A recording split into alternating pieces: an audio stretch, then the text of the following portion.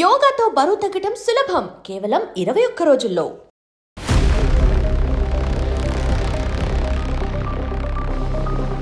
ప్రస్తుతం నేపాల్లో అయితే అస్తవ్యస్త వాతావరణం అయితే నెలకొనుంది. అక్కడ గవర్నమెంట్ పడిపోయిన పరిస్థితి అయితే దిగరావడం జరిగింది.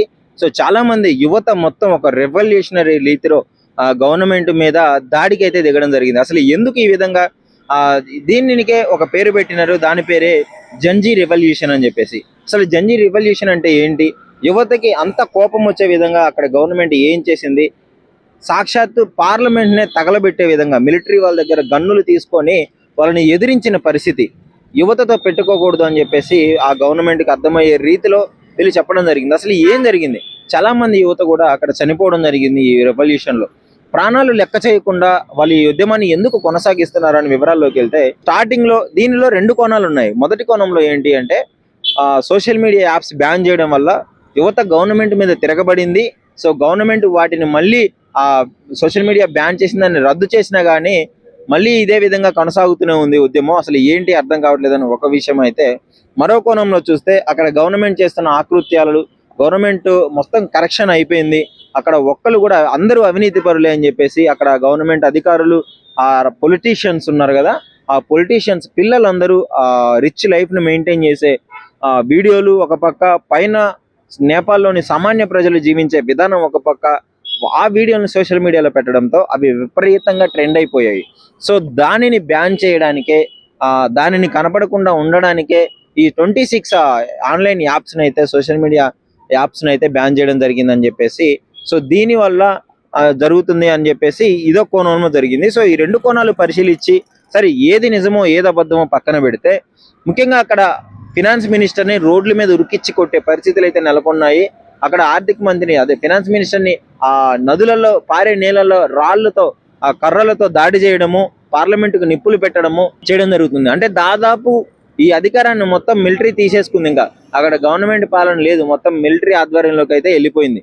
మొన్న శ్రీలంకలో కూడా అదే విధంగా జరిగింది. సో కరువు కారణంగా అక్కడ యువత మొత్తం తిరగబడడం జరిగింది. అంతకుముందు బంగ్లాదేశ్ లో కూడా అదే విధంగా జరిగింది. బంగ్లాదేశ్ లో కూడా యువత తిరగబడడంతో ఈ విధమైన చర్యలు అయితే నెలకొన్నాయి. సో ఇప్పుడు నేపాల్ అంటే యువత ఎందుకు తిరగబడుతున్నారు, అక్కడ గవర్నమెంట్ చేసే ఆకృత్యాలు, ఆ అవినీతిని తట్టుకోలేక తిరగబడుతున్నారని ఒక కోణంలో ఉంటే, మరో కోణంలో దాన్ని డైవర్ట్ చేసే విధంగా సోషల్ మీడియా యాప్స్ కోసం చేస్తున్నారని చెప్పేస్తున్నారు. సోషల్ మీడియా యాప్స్ కోసం అయితే ఇంత రాద్ధాంతం చేసి ప్రాణాలు పోగొట్టుకునే విధంగా, ప్రాణాలు పోతున్నా కానీ లెక్క చేయకుండా గవర్నమెంట్కి యాంటీగా పోరాడాల్సిన అవసరం వాళ్ళకి లేదు. కానీ ఒక పక్క పొలిటీషియన్స్ పిల్లలు మొత్తం ఇష్టం వచ్చినట్టు రిచ్ లైఫ్ మెయింటైన్ చేస్తుంటే, అక్కడ ఉన్న సామాన్య ప్రజలు మాత్రము తినడానికి కూడా కనీసం 3 పూటలు తినడానికి తిండి లేక అస్తవ్యస్తం అవుతున్న వీడియోలు సోషల్ మీడియాలో అవ్వడం వల్ల ఈ విధమైన ఉద్యమాలు అయితే చేస్తున్నారు. అదే రెవల్యూషన్ సామరస్యంగా, అంటే ఎలాంటి ఉద్రిక్త వాతావరణం లేకుండా, ఎలాంటి ప్రాబ్లం లేకుండా నిమ్మలంగా చేస్తుంటే అక్కడ వాళ్ళు వచ్చి దాడి చేయడము, కాల్పులు జడపడంతో ఒక వ్యక్తి మరణించడం జరిగింది. మరణించిన వెంటనే ఈ ఉద్యమం ఎంత ఉద్రిక్తకరంగా మారిందని చెప్పుకోవచ్చు. అసలు దీని గురించి మీ అభిప్రాయం ఏంటి, మీరేమనుకుంటున్నారు? మరి చైనాలో మన చుట్టుపక్కల దేశాలన్నీ ఇదే విధంగా ఇలాంటి ప్రాబ్లం ఫేస్ చేస్తుంటే, చైనా మాత్రం ఈ సోషల్ మీడియా యాప్స్ కి రీప్లేస్మెంట్ గా వాళ్ళే ఓన్ గా ఒక యాప్ తయారు చేసుకోవడం జరుగుతుంది. ఇప్పుడు మనం ఇన్స్టాగ్రామ్ ఎలా వాడుతున్నారో చైనాలో ఇన్స్టాగ్రామ్ ఉండదు, దానికి సంబంధించిన యాప్ ఇంకోటి ఉంటుంది. ఇన్స్టాగ్రామ్ కి రీప్లేస్మెంట్ యూట్యూబ్, ఇట్లాంటి వాటివన్నిటికి. సో మరి ఇక్కడ ఎందుకు చేయలేకపోతున్నారు? అదే కోణంలో అది కూడా ఒకసారి ఆలోచించాల్సిన అవసరం ఉంది. ముఖ్యంగా దీనిపైన యువతతో పెట్టుకోకూడదు, యువత చాలా మంది మీద రబ్బర్ బుల్లెట్లు రావడము, ఆ గ్యాస్ వదలడము, సో మొత్తాన్ని అయితే వాళ్ళని కంట్రోల్ చేయడానికి మీరు ఆ విజువల్స్ చూడొచ్చు. మొత్తాన్ని ఆర్మీని కూడా ఎదిరించే ప్రయత్నం చేసి వాళ్ళ ప్రాణాలు పోయి చాలా మంది ఆ రక్తం కారుతున్నా గానీ ఆ ఉద్యమాన్ని కొనసాగిస్తూనే ఉన్నారు. And don't forget to subscribe to iDream. And for more videos, please subscribe to iDream. Please subscribe to iDream. Please subscribe iDream. And please subscribe to iDream. For more videos, subscribe to iDream. please like, share and subscribe to the channel. Congratulations, iDream. Subscribe to iDream. Subscribe to iDream. So subscribe to iDream Media. iDream ki iDream team andarki huge congratulations. Please subscribe iDream Media. Please subscribe to iDream. Subscribe iDream. Please subscribe to iDream.